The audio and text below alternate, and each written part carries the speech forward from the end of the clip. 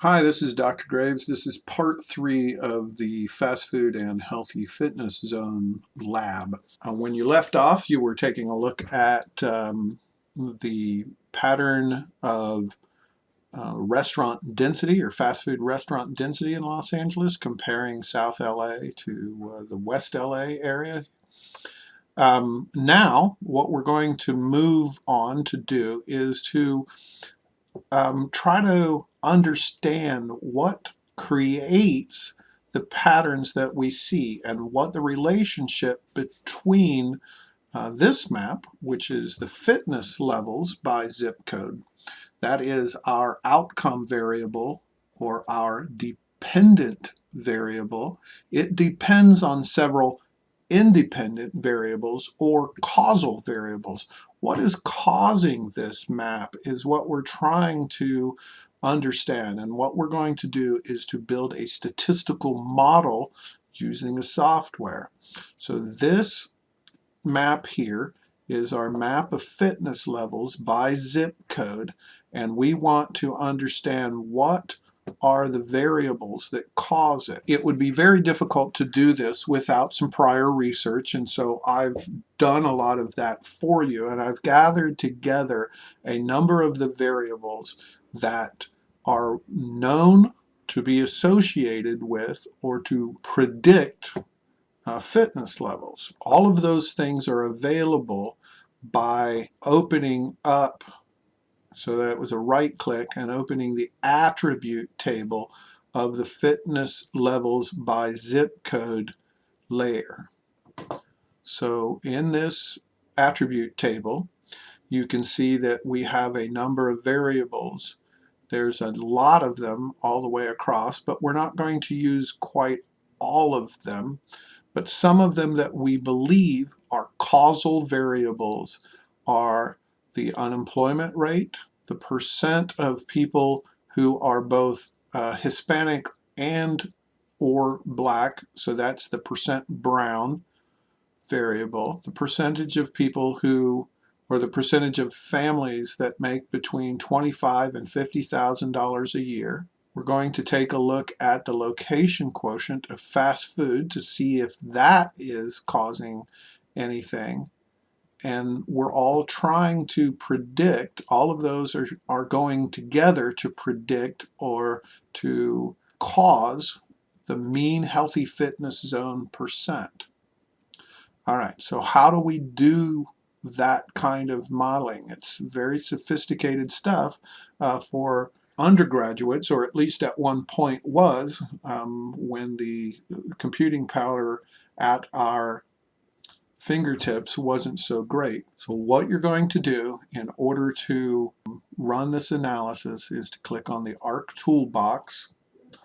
From the list of toolboxes, click open the spatial statistics tool, and then what we want to do is to select modeling spatial relationships. So click on the plus sign to the left of it, click, and we're going to do an ordinary least squares regression, which is a standard regression model which allows us to measure the relationship between causal variables and the outcome variables. So double click on ordinary least squares and this window will come up. The input feature class that we're going to use is the fitness levels by zip code. So select it from the list. The unique ID field is called unique ID. The output feature class is where your output is going to be saved, and you can leave it like this. The dependent variable, the one that we're trying to understand, also the one we're trying to understand y, so sometimes called the y variable, is the FHZ mean, so that's the mean healthy fitness zone for the entire zip code. And our explanatory variables that we're going to start with are the unemployment rate. We're going to select percent brown. That is a combination of percent Hispanic and percent black. So disadvantaged communities of color generally. the percentage of people who did not complete high school, the percentage of families making between $25,000 and $50,000. We could have used median household income. That works pretty well as well. And then location quotient of fast food restaurants in 2010. Once you have those all clicked and ready to go, what would be nice is if we would print out the output file, and if it was our own computer we would do that, and it makes for a very nice output, but we can't do it in the in using this Micey Sun software easily. So that's all we have to do. Click OK and cross your fingers that this runs without problem. You should notice perhaps down in the corner sometimes some indication that the tool is running. You can dismiss the Arc Toolbox and look in the lower right hand corner for a pop-up window to indicate that it's done. It may take 1 or 2 minutes.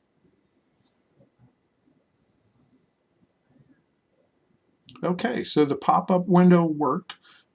Be sure to click in the lower right hand corner and so that the results of our ordinary least squares regression model appear. So here is the challenging part, is to interpret the results of our ordinary least squares test. The first thing that we want to look at is the adjusted R squared results. This tells us that approximately 61%, we have 6.609, approximately 61% of the variation in fitness levels by zip code has been explained by our 1, 2, 3, 4, 5 variables that we put in the model. So that's pretty good. Another way to tell how strong our model was is Akeiki's information criterion, and you see that there's a good number there. I won't ask you to remember that one, but the adjusted R squared is the traditional one, and down here below that is the probability, and we see lots of zeros and an asterisk, which means that the probability that we would be making a mistake if we said that there was a relationship between these variables and the outcome variable, we would the probability we'd be making a mistake if we said there was a relationship, essentially no chance, in other words, that there's nothing going on here. So as we look at the variables and how they seem to impact the fitness rate, we're going to look over here at these last 3 rows. So for the unemployment rate, we have this number here, negative 2.34, and this number here, 0.019. So this number, which is the t statistic, the robust t statistic, is below negative 1.96, and that says that we would have a very small chance of making a mistake if we said that it was not having anything to do with the fitness levels. So for this entire set of data here, we're looking for numbers bigger than 1.96 or smaller than negative 1.96, and 1, 2, 3, 4, 5 of them all are having are all beyond those parameters, and all of these numbers have asterisks next to them, which tells us that we can be pretty confident that we're not making a mistake by including them in the model. And then the last one is this VIF column of data over here, the last one. And we just hope that all of these numbers are below 7.5.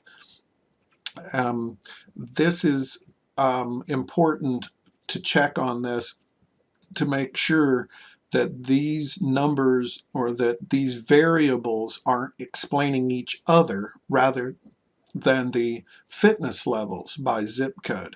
So none of them seem to be explaining each other instead. That's a problem sometimes with, say, the unemployment rate and the income data, because they tend to explain each other better than anything else. But all of these are within acceptable range. So we have explained about 61% of the variation. I'm going to move this window off to the side and have you take a look at the map. This is the last part of this lab. These areas that show up in yellow on the map, kind of this pale yellow, those are areas where the fitness level is exactly what you would expect given the conditions in the neighborhood. These areas in red have fitness levels that are higher than one would expect given the conditions in the neighborhood. And these areas in blue are areas where the fitness levels, I'm going to grab the elementary school and bring it up. These are areas where the fitness level is below what you would expect given the conditions in the neighborhood. And so some of these neighborhoods within the fast food ban area, if I grab and bring that up, are precisely what you would think they were, because the neighborhoods are poor and they have a large percentage of disadvantaged people, a healthy number of fast food restaurants in there. What's interesting is over here in this blue area is areas that are actually quite wealthy black neighborhoods. And so one would expect that with that kind of money that the fitness levels would be higher in those neighborhoods. So something's going on. Whereas these neighborhoods here have similar conditions, but their fitness levels are higher than one would expect given the conditions in the neighborhood. And so what I'm going to have you do is to zoom out, and you will answer a few questions about which neighborhoods have particularly high levels of childhood fitness, perhaps, and those that have lower ones. These are areas that we need maybe special attention. They're doing something either particularly well in those neighborhoods, or perhaps in the case of places that show up in dark blue on the map, perhaps areas that need some extra attention for maybe their childhood fitness areas. The last thing I want you to make a note of is the effect of location quotient. So one of the big controversies is whether or not the presence of fast food in the neighborhoods create additional pressure on the fitness levels of the students. This number here, because it's 1.99, tells us something about that. And I'm going to ask you a question on your learning management system to get to exactly that. So that ends video 3 and this series of videos about fitness and fast food.